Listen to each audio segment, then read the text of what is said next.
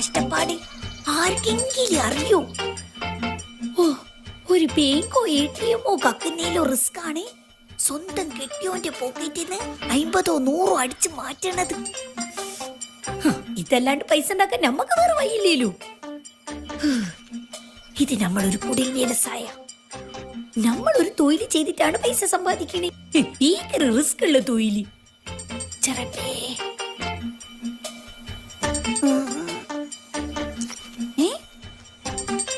ഇതെന്താ പ്രേമലേഖനം? അങ്ങനാണോ? പ്രേമലേഖനം കൊടുക്കാൻ പറ്റിയ ഒരാള് ചീഞ്ഞ മത്തിന്റെ അയിലെന്റെ കണക്കാ.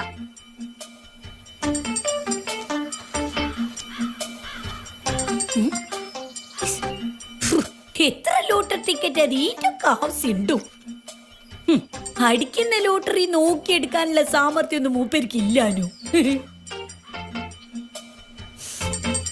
അല്ല, തൽക്കാലം ഒരു 100 റുപ്യ അല്ലേ റിസ്ക. 800 റുപ്യ മൊത്തത്തിലുണ്ട്. 100 മതി, റിസ്ക് എടുക്കണ്ട.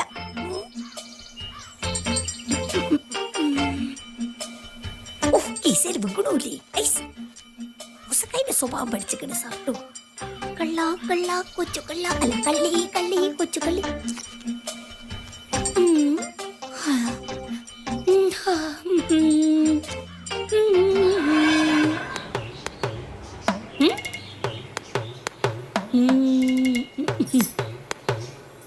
ഈ പൊരയില് വേറെ വെച്ചാൽ നമ്മൾ പൊക്കും.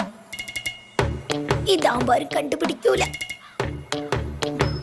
ഫ്രിഡ്ജിലാവുമ്പോ പൈസ ചീത്തയാകുകയില്ല. അതാണ് ഈ പാത്തുവിന്റെ ബുദ്ധി. 2 മാസം ഇപ്പൊ ഒരു ഇഞ്ചക്ഷൻ കുക്കർ കേടായിട്ട് ഒന്ന് നന്നാക്കി തരാൻ പറഞ്ഞാലോ പുതിയതൊന്ന് മായി തരാൻ പറഞ്ഞാലോ നമ്മളെ കിട്ടിയാനോ സമ്മതിക്കൂല. നമ്മൾ ഈ പൈസ സ്വരുക്കൂട്ടുന്നതേ ഒരു ഇഞ്ചക്ഷൻ കുക്കർ വാങ്ങാനാ. അതില്ലാത്തതിനെ കൊണ്ട് ഗ്യാസിന് എന്തൊരു ചെലവാണ്. അങ്ങനെ ചിന്തിക്കുമ്പോ നമ്മൾ ഈ മോശണം ഒരു നല്ല കാര്യത്തിന്. ഇതുവരെ ആരും കണ്ടിട്ടൂല കണ്ടിട്ടൂല.